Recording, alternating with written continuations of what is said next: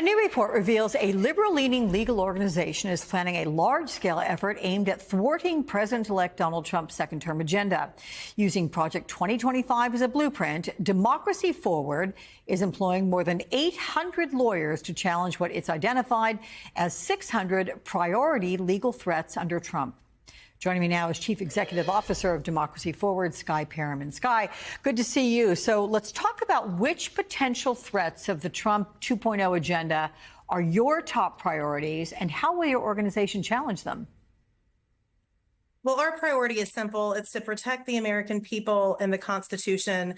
There is a president-elect and an incoming administration that ran in their campaign saying that they were distancing themselves from Project 2025, from a range of harms, from restricting reproductive health care access, to undermining the very functions of our federal government, to undermining education.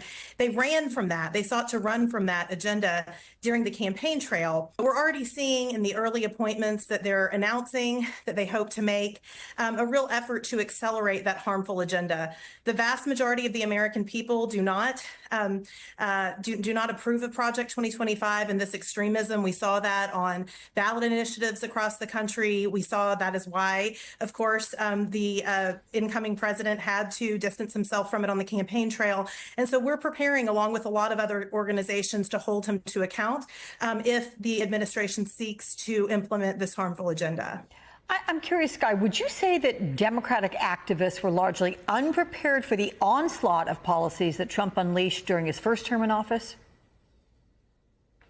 I think the American people were unprepared for the level of extremism that we saw in the first Trump administration. And I think that they're likely going to be surprised this time, because we see time again him seeking to distance himself when he talks from this extremism. But then, of course, on the campaign trail, distancing himself. But then, of course, now making a series of appointments that will really accelerate this extreme agenda. So we're just going to make sure that people and communities across the country have the ability to make their voices heard and hold their elected leaders to account. So the report suggests that Democracy Forward has spent 2 years preparing for a possible second Trump term. How have you done that, and what will be the day one response? Well, we started seeing this coalition of very far-right organizations, these Project 2025-like organizations, wreaking havoc in courts and communities across the country, doing everything from seeking to ban abortion access to banning books in communities across the country, and so have been monitoring those threats. It was no surprise to us when we saw Project 2025 published, and then now that we're seeing the incoming administration seeking to embrace those policies. So we have been preparing, understanding those threats, and then really understanding that the law will block some of these threats. Our Constitution and our democracy provide a range of tools for the American people in this time, and that's really what we are focused on, ensuring that people and communities have that voice. You mentioned other groups, and there are certainly other progressive groups beginning to organize against Trump's policies. This week, 2 Democratic governors announced they are forming a group to challenge the administration at the state level. Will Democracy Forward work with the Democratic Party and elected officials? I mean, how does your organization fit into the broader constellation of party leaders and advocacy groups to accomplish all of your goals?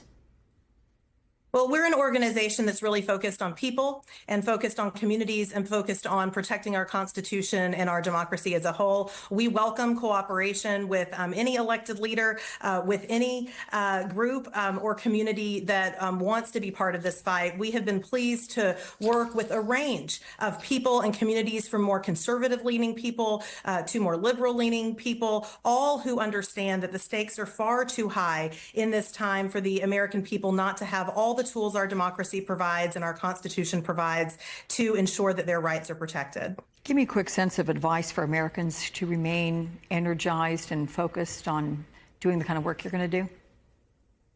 You know, what I have to say is this is a country that has overcome odds. We have been in difficult times before.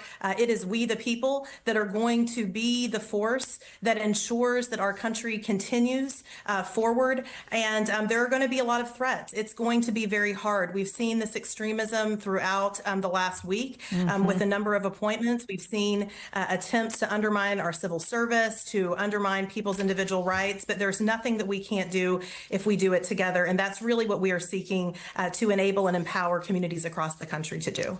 Skye Perryman, good to talk with you. Thank you so much.